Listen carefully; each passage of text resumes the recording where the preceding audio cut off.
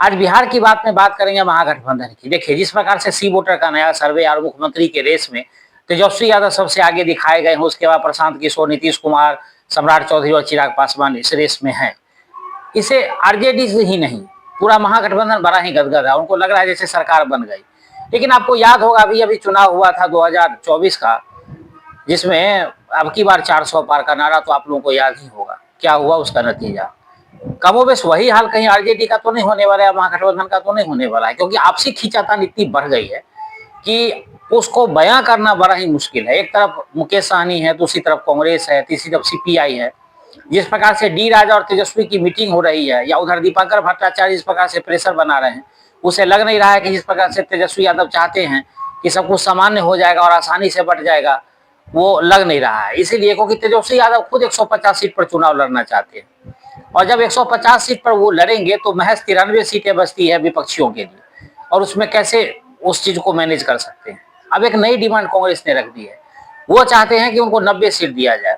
ABC plan उन्होंने तय किया है कि 50 सीटों पर ए प्लान की तहत चुनाव लड़े, और उसके बाद 20 सीटों पर बी प्लान के तहत चुनाव लड़े, और इतना ही 20 सीटों पर सी प्लान के तहत चुनाव लड़े।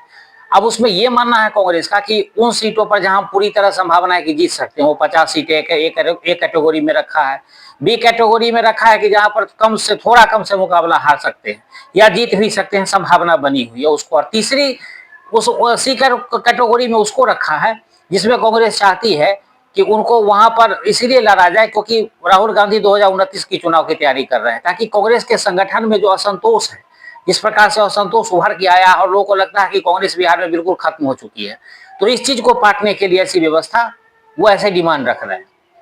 अगर उनकी बात नहीं मानी गई ऐसे, तो तेजस्वी यादव उनको 30, 35, 40 कभी बढ़ के जाते हैं तो 35 से 40 तक जाते हैं, उसके ऊपर उनका मीटर नहीं बढ़ पाता। अब बाकी उनका मांगने का मन है तो जो भी वो 150 सीट पर भी कर सकते हैं, हम चुनाव लड़ सकते हैं, जो भी हो। लेकिन बात यही नहीं रुक रही है। आरजेडी इस बात से, या कहिए तेजस्वी यादव खुश नहीं है कि कन्हैया कुमार को जिस प्रकार से बिहार में प्रमोट किया गया, उससे बिल्कुल खुश नहीं है। तेजस्वी यादव चाहते हैं कि किसी न किसी प्रकार से कन्हैया कुमार को जो है वो डाउन किया जाए, या तो चुनाव में हरा दिया जाए अगर चुनाव वो लड़ने जाते हैं तो, या उन सीटों से वो चुनाव नहीं लड़ पाए जहां से वो चुनाव लड़ना चाहते हैं। खास करके आपको याद होगा कि बेगूसराय जिस प्रकार से सीपीआई सीपीएम का गढ़ रहा है, उसमें बछवाड़ा और तेघरा सीट का नाम जो है वो काफी चर्चा में रहती है, और दोनों जगह से सीपीआई के उम्मीदवार होते हैं लगभग। कभी कभी महागठबंधन में दूसरे का एक बार आरजेडी को भी मिल गया था। तो अब इस आप परिस्थिति को देखें तो इस स्थिति में अगर कन्हैया कुमार तेघरा या बछवाड़ा कहीं से खड़ा होते हैं तो या तो सीपीआई वो सीट छोड़े ही ना कांग्रेस के हिस्से में। तेजस्वी यादव इसका भी प्रयास कर रहे हैं कि किसी भी हालत में दोनों सीट सीपीआई के खाते में चला जाए, तो फिर कन्हैया कुमार लड़ेंगे कहाँ से? ये एक बड़ा ही महत्वपूर्ण सवाल है। और दूसरी सीट से वो लड़ेंगे तो उनकी उम्मीदें जो है बहुत कम हो जाएंगी, और बेगूसराय उनका गृह जिला है और वहां उनके लिए सिंपैथी भी है।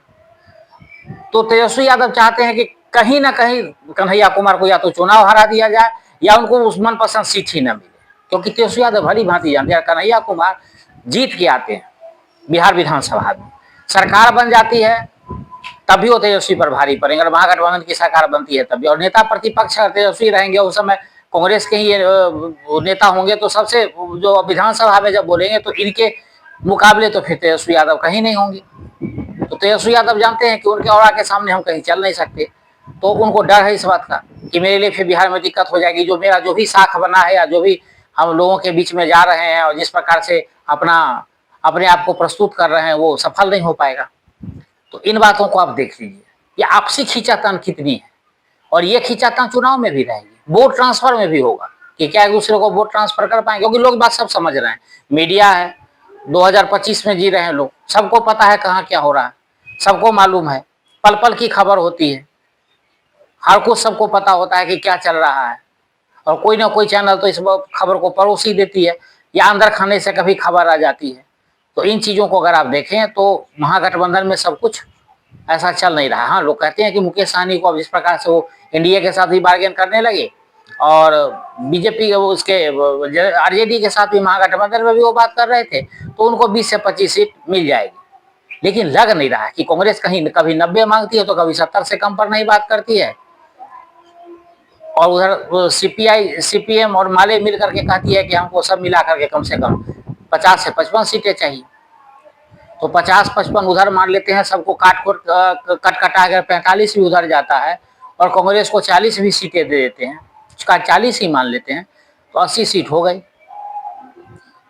और उसके बाद आप चलिए तो वीआईपी को मान लेते हैं 60 सीटें मांग रही है और 25 सीटें दे देते हैं, तो 105 सीटें हो गई। इतनी सीटें आएंगे कहाँ से? 150 पे आरजेडी दावा कर रही है। और हाँ, आरजेडी ये भी कहती है कि पिछले बार आपके जो कैंडिडेट थे कांग्रेस को कहती है कि वो बहुत बुरी तरह हारे थे, अगर आपको हम देंगे भी सीटें, अगर आपकी बढ़ाएंगे भी तो कैंडिडेट हमारा होगा, सिंबल आपका होगा। तो फिर इसमें होगा कैसे मुकाबला? वो तो कहलाएंगे कांग्रेसी, या करके डेट में अगर वो टूट जाते हैं तो फिर क्या होता है? तो बड़ा ही पेचीदा हो चला है बिहार का चुनाव। हाँ, सर्वे जो कुछ भी किसी को जीत हार करा दे, अभी सर्वे और एग्जिट पोल पर मैं उतना भरोसा नहीं करता, लेकिन आगामी चुनाव में होना क्या, चुनाव आयोग ने भी लगभग सब कुछ बता ही दिया है कि छठ पूजा के बाद चुनाव होगा, उसकी तैयारी भी चल रही है। तो अब देखिए चुनाव से पहले क्या क्या होता है।